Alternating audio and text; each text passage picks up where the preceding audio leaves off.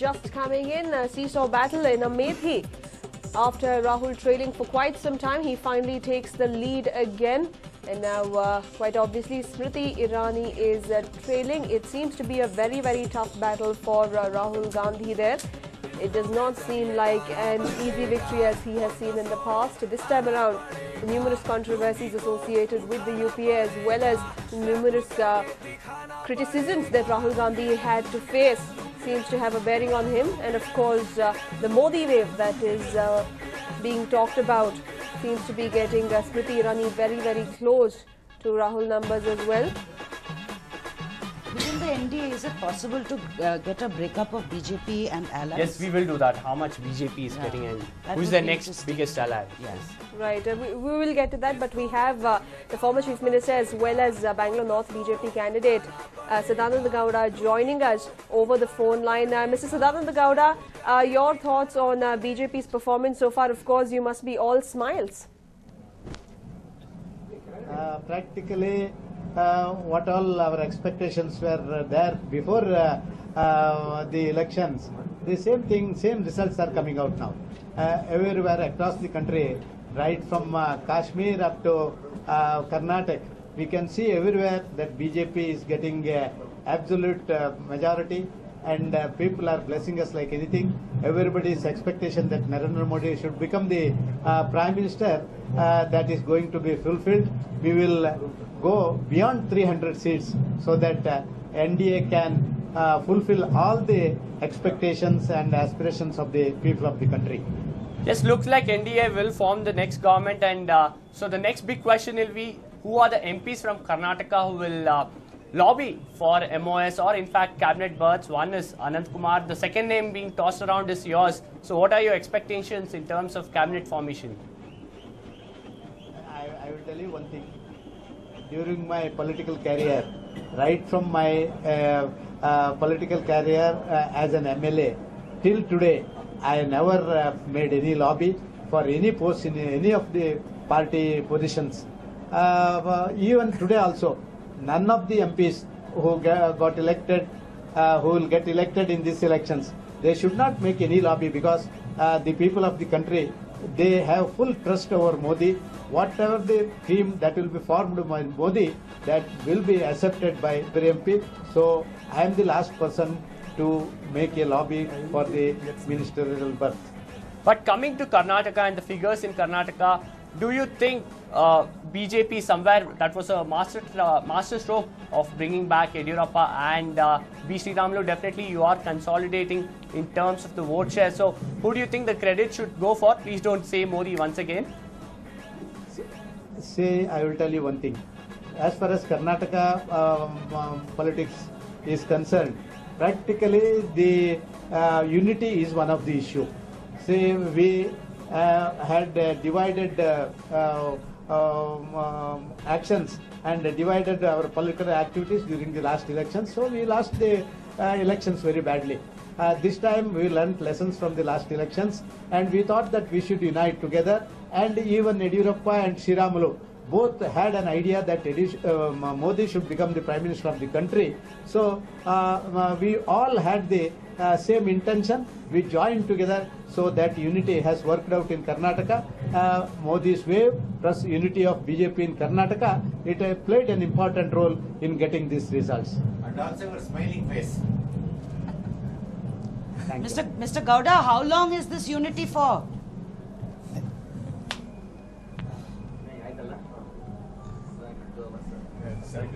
Okay, looks like we've lost the line. Okay, we will get him back on the line, but never smiling Sadananda Gowda there. Probably he'll be smiling all the more considering the results that we are seeing. You see, but these are going to be very critical things to watch out for. Although the numbers are certainly very exciting for the NDA, but you have all these small little pinpricks that are not going to go away in a hurry. But just because you say today we are united, it does not mean Anant Kumar loses ambition. It does not mean Yediyurappa loses ambition. It does not mean Sadananda Gowda will forget what Yediyurappa did. All these are real. they may not manifest tomorrow morning, but these are real issues that the party will have to The near future. work Now hard they are to.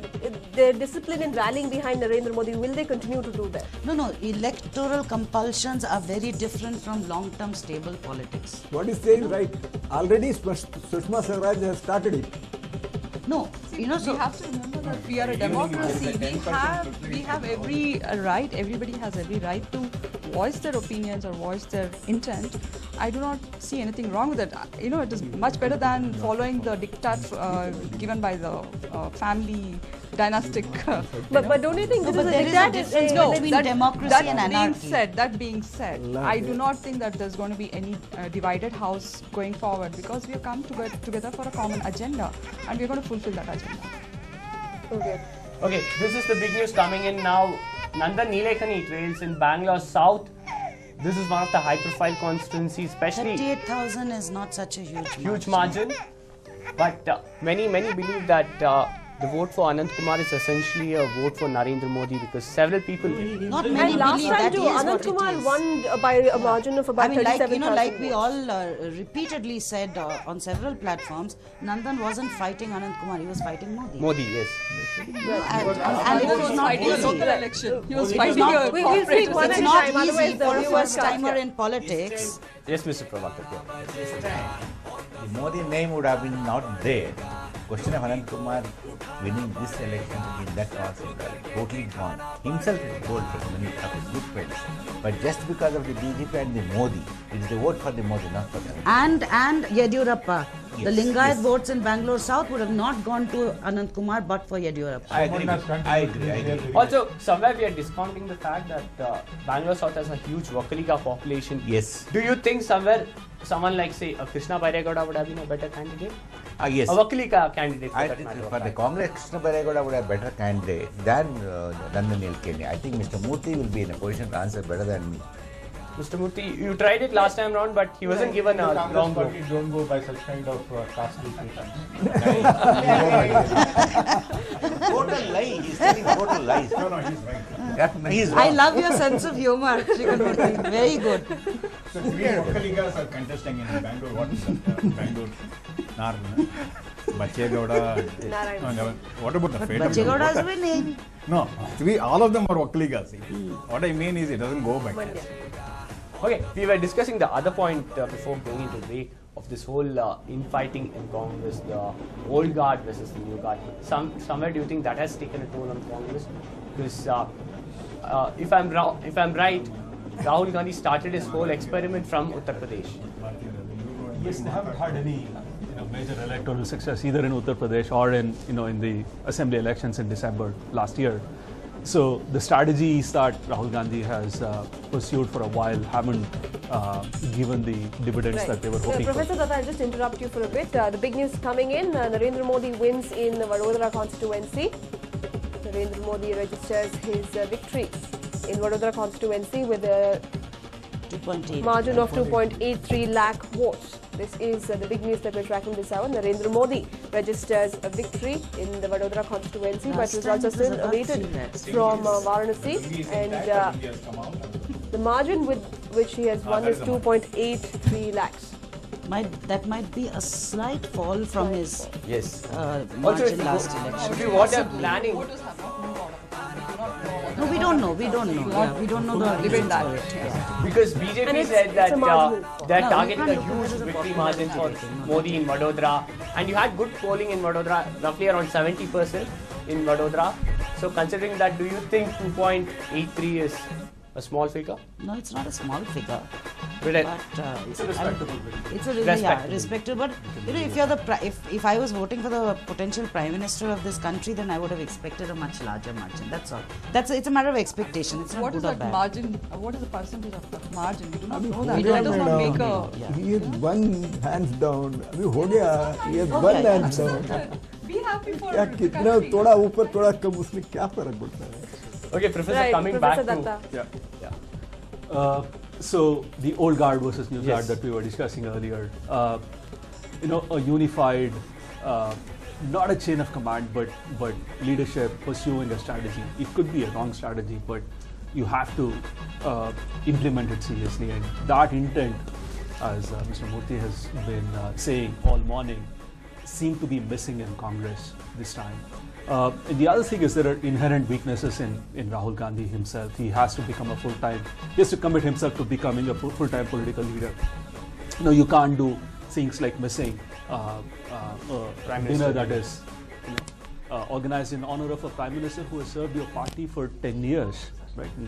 It's these are historic occasions, and these small gestures actually make a big statement. And we talked about earlier his knowledge of Amethi and so on and so forth.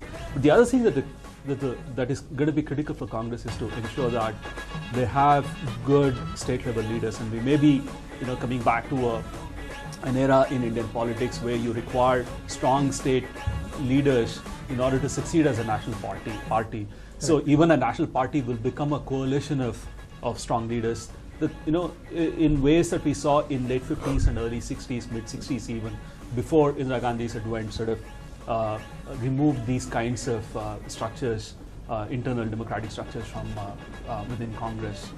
So those kinds of reforms will have to be undertaken by Congress if it wants to wants to be politically relevant. But in the recent past, we haven't seen Congress encouraging any local leader, a state leader, perhaps except YSR. That was true in 2009. Again on Wednesday we talked about this a little bit. Andhra Pradesh was the fulcrum around which, the pivot around which UPA 2's victory was built. So you need leaders like that who will understand the local conditions, who will formulate strategies that will be appropriate for those regions, because you can't have one national message that will work everywhere and one national leader who will carry out that message. In that sense, Modi is an aberration because in the future that strategy may not work. Just to sort of quickly make one last point, we are at a stage in Indian politics where identity politics has become really mature, and BJP has actually gained most by pursuing that path.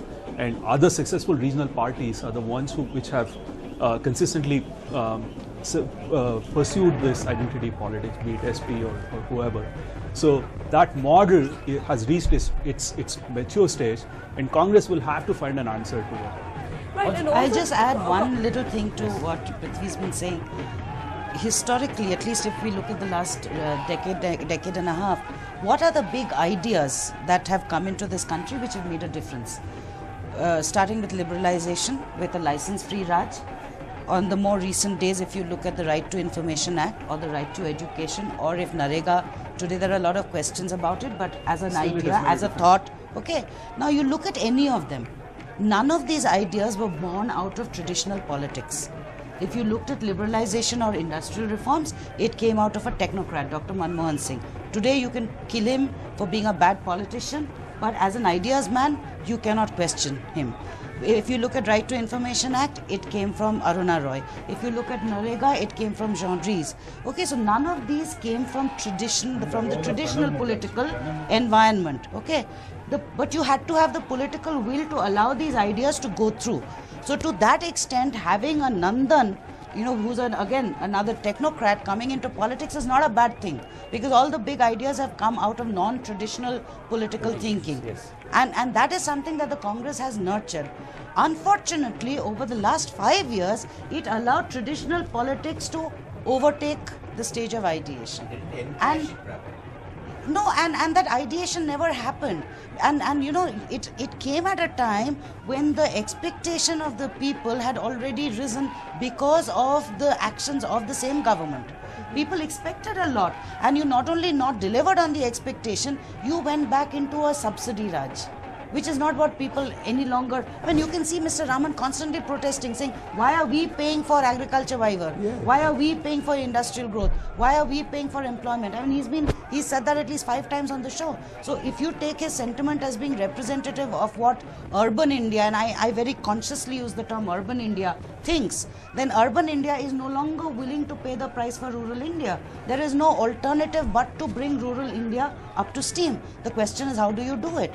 Now, if you're going to do that, then does identity politics have a role there? I think it does, but how you use it is a matter of your imagination. Also, see the irony there.